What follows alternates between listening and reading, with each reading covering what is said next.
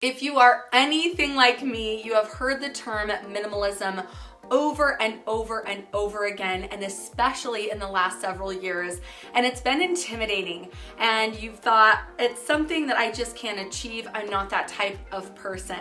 Well, I'm here to tell you that you are.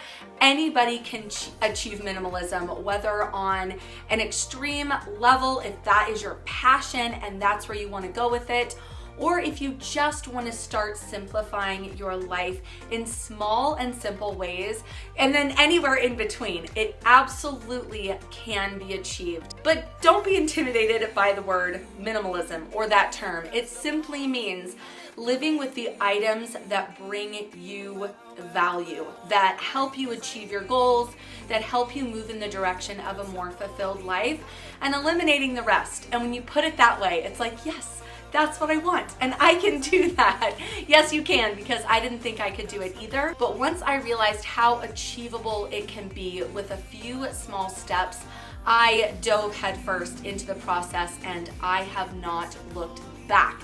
So I am here to give you some beginning tips on minimalism, or just helping you kind of scoot along. And it is a process, and it can be a really slow one, and that is fine.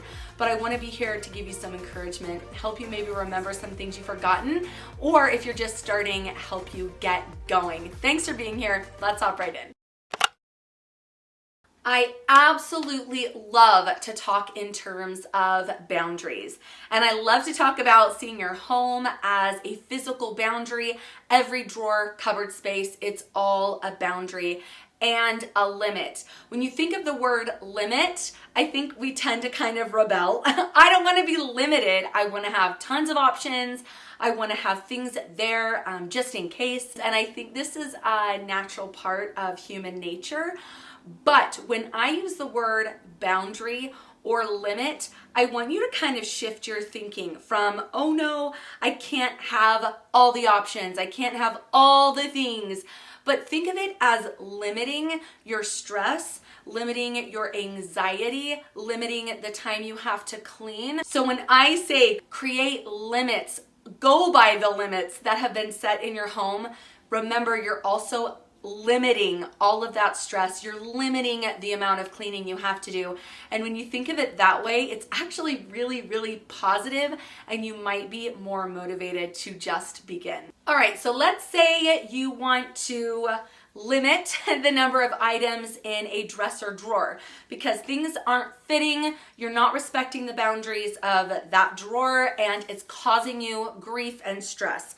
A hand towel is about the size of a typical dresser drawer, give or take. This is also the size roughly of a kitchen counter or a cabinet, I mean. So what you can do is you can lay this towel out and use this as your boundary.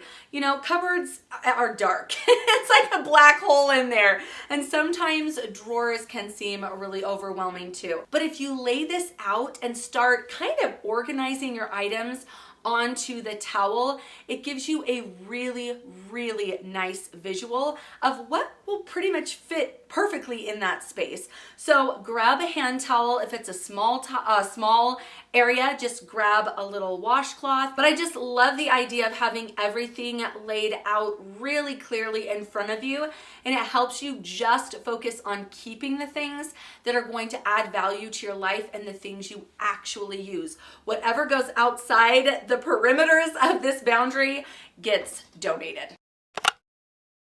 If you are looking to simplify your life and simplify your space, minimize your possessions, and therefore the work and the stress in your life, then you have to get a handle on the toys. So what do you do? What do you do when you've got all these toys and your kids play with them sometimes? And again, what if they need it later? I paid a lot of money. There can be a lot of guilt associated with getting rid of toys. You feel bad if your child later looks for the item and it's gone. You feel bad if it was a gift and they're going to come over and notice your kid's not playing with it.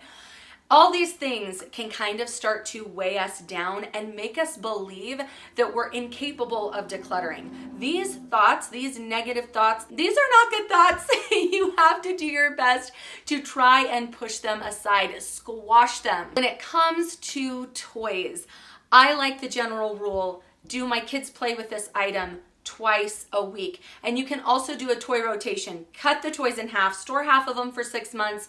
The ones that are left out, do your kids play with it twice a week? If the answer is yes, keep it. If not, donate it. Then do the same thing when you rotate. So that is a way to kind of set limits and boundaries. And again, remember, you're setting a limit on how much time you're gonna spend and your kids are gonna spend maintaining and cleaning their toys.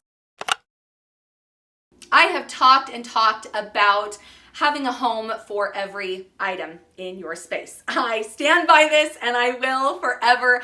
This is one of the best ways to live clutter-free, to maintain a clutter-free home, and to just get started. So it kind of carries you through every single phase. But there are some questions that you can ask yourself when it comes to finding homes for things. The first one, and the one that I've always mentioned, is where would I look for it first? Now, you also have to think a little bit further than that, and it makes a lot of sense to store like items together. So say you would look first in the utility drawer for batteries. Make sure that there is enough space cleared out in that drawer for all of the batteries to be in that drawer. So it doesn't make sense just to have 3 or 4 batteries here and then a few more scattered throughout the house. Now you have clutter. So try and keep the items together. Does it make sense to have this item here? Is this where I would look for it first? And do all the like items fit, group together? Then contain them. This could be in a plastic baggie. Also, make it easy on yourself. Will every member of the family who's going to be needing and looking for this item be able to easily access it? That's another thing to think. If it's something that you and your kids use on a regular basis, it doesn't make sense to put it up high, even if that is where you would look for it first. So kind of think of those things. This will help you from having to go back and home items. It will also save you from frustration and clutter. So I highly recommend asking yourself these questions. When it comes to actually decluttering items, I feel like there are 3 categories of things. There are things that are clear no's. I don't want this anymore. I don't want it in my life. It is obviously leaving. I haven't touched it. I forgot I had it. It's broken, whatever, get it out. Then there's the clear, yes, this is my favorite. I use it all the time. It serves me really, really well. And then there's this middle, Dawn from the Minimal Mom calls this the gray area. And wow, I think this is the trickiest area of all, this gray area. What do you do with the items that you might need someday? I love the 20/20 rule. If I can buy it for $20 or less, or borrow it or repurchase it in 20 minutes, then I can let it go. And chances are, if it's an item that you haven't used in the last 3 months, you won't probably be using it in the next 3 months and beyond. Just veer on the side of letting it go. Veer on the side of giving yourself that freedom. All right, let's say you're overwhelmed. You're like, oh my gosh, my whole house, it needs to be decluttered. I need to find, systems. I need to find homes. I want to organize eventually. And you're just feeling really overwhelmed. Don't panic. All you have to do is clear off one cluttered surface in your space and keep it that way for a week before you move on. Choose a hotspot, a clutter hotspot. This is usually like the bathroom counter, the kitchen counter, maybe the kitchen island, the dining room table. Maybe it's even your couch. Like, do you bring your laundry onto your couch and kind of pile and pile and pile it on and do your laundry there, but the laundry ends up sitting there for days? Well, that's a clutter hotspot for you. Pick one clutter hotspot in your home and maintain it clutter-free for an entire week. This requires you to declutter the space, get rid of the garbage, the things you're not using, find homes for the rest of it, and then just maintain this space. Once you've got a handle on that space for an entire week, move on to the next clutter hotspot. Tackle the clutter hotspots in your home very first once you get all of those done, and write this down. Don't keep it in your brain. That's too much. Get it down on a piece of paper once all of these clutter hotspots are decluttered and all of the items you're keeping have been, homed, rehomed, then you can move on to like the deeper areas of your home, like underneath the sofa, inside cabinets and drawers. But start with clutter hotspots and just start with one. So if you've gotten to this point with me and you're like, you know what, Candace, that's all great. I've tried it all, but I'm still struggling. I am still struggling with this idea of living with less physical possessions. I have some things for you to think about that might help you just get out of that little rut and be able to make some progress. Do not get stuck in the idea that minimalism has to look a certain way.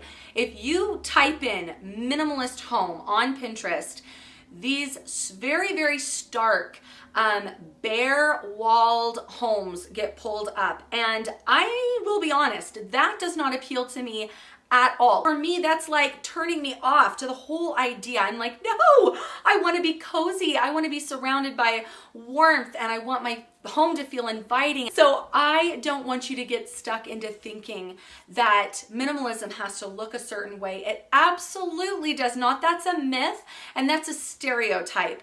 Don't let this be a crutch. Don't let this trap you into thinking you cannot achieve a more simplified life unless it looks like blank, literally blank walls, blank everything. It does not. It's whatever you want it to be.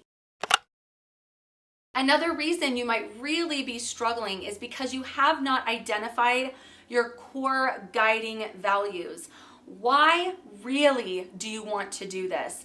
Certainly, we all want less stress. Certainly, we all want less cleaning. I mean, these kinds of things are really, really good, and they can be good motivators for when you're feeling kind of discouraged. But to keep you going through the long haul and to help you see this through from beginning to maintenance, because you're never like done, you'll continue to maintain. But it's way easier to maintain than it is to get rid of the initial, stuff. Try and think of why you want to do this truly. What will you gain in your life that is incredibly valuable, that will absolutely be able to carry you through this entire process? For me, I realized my kids were growing so fast, growing right before my eyes, and I wanted to spend as much time with them as possible and not be a stressed out mom. I did not want my kids to remember me always bustling about the house, always busy. Anxiety here because I'm constantly dealing with the triggers, the clutter around me. I wanted my children not only to spend more time with me and me with them, but them to be able to have me at my best. And for me, that was it. That was absolutely it. I was deeply motivated by that, and it became a guiding value. Find yours, whatever it might be, and try and let that propel you forward.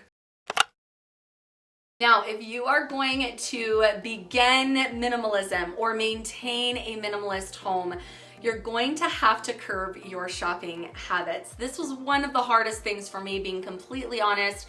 I was an absolute shopaholic. I loved that dopamine burst that I got from shopping. And I'm gonna be completely honest and real again, I still get that, and I still have to control myself when it comes to shopping. I didn't suddenly become a different person, but that goes back to the hunter-gatherer. That goes back to our human nature, our instinct to go out and gather, get supplies, get things for a time of need. Maybe we'll need it in the future. Surround yourself with things for survival. And we still have that programming. So to stop shopping or slow your shopping habits kind of goes against not only that programming, but the habits that you formed over the months or years or decades of your life if you were like me. So what you have to do is see if you can get that kind of excitement from something else. It might be repurposing a piece of furniture. Can you flip stuff and maybe sell it? Oh my gosh, what an incredible hobby. Find stuff for free on Craigslist and repurpose it. turn it around, use it in your space, or sell it. This is so much fun. And if you're struggling to know what to do with your free time, try and find things that kind of fulfill that excitement, that burst of excitement. So try and replace it with something that makes you feel like you are fulfilled, you're excited, you're looking forward to the next project or the next idea, but don't make it spending money unnecessarily. All right, my lovely friend, I hope today's video was helpful. If it was, please subscribe. I make videos just like this every single week. Have a beautiful day, and I'll see you soon. Bye.